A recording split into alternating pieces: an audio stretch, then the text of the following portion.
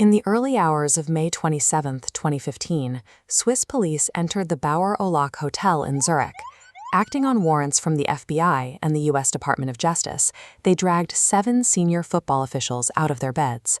Investigators had spent years unearthing a staggering global network of racketeering, wire fraud, and money laundering. More than $200 million in bribes had systematically flowed into the pockets of the sport's highest executives to secure World Cup hosting rights and lucrative broadcast deals. For 17 years, Sepp Blatter had run this empire. But as his deputies were arrested and Swiss authorities opened criminal proceedings against him directly, his long-standing grip on power collapsed. With dozens of top officials indicted, suspended, or banned, international football faced a total collapse of legitimacy. The member nations needed someone to step into the wreckage, clear the air, and convince the world that the rot had been cut out.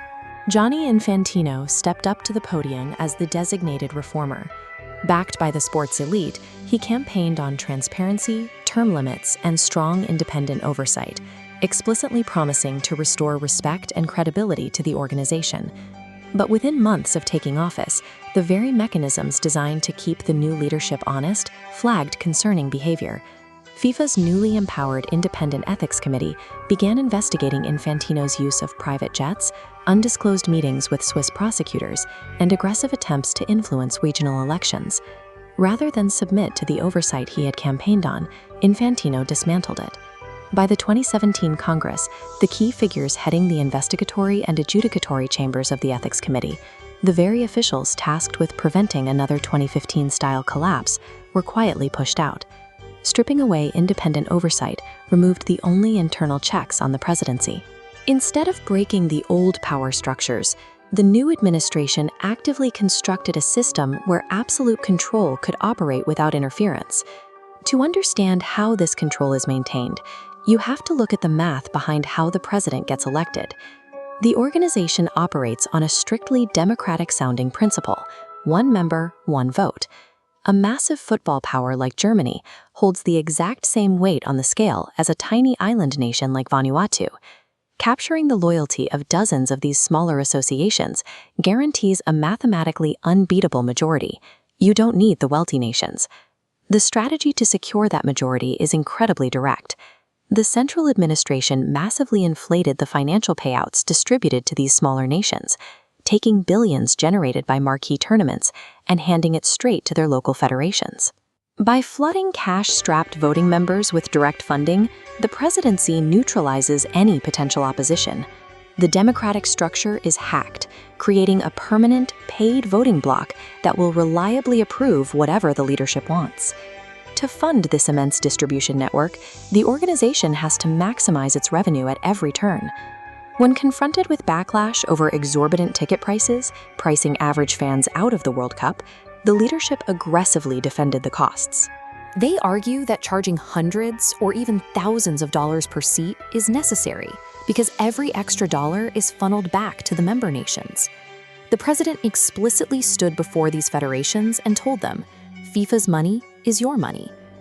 Channeling funds into developing sports programs sounds entirely noble, but tying those specific development checks directly to the political survival of the leadership turns basic sports funding into an explicit transactional tool for votes.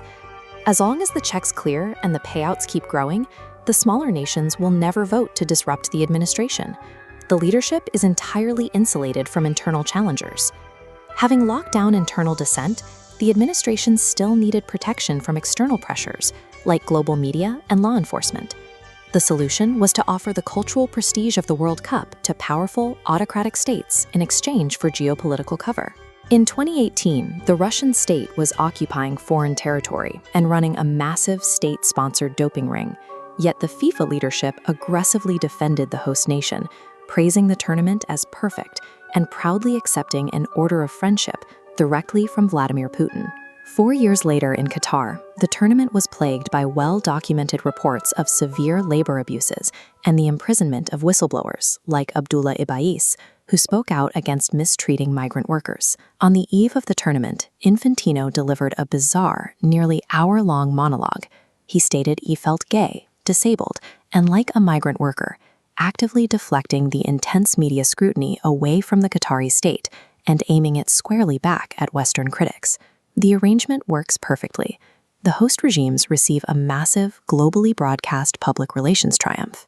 In return, the sports organization aligns itself with incredibly wealthy states that do not ask difficult questions about human rights or internal governance. This formula is now fully institutionalized. Through highly accelerated bidding timelines and complex regional rotations, the 2034 World Cup was served on a silver platter to Saudi Arabia without competing bids.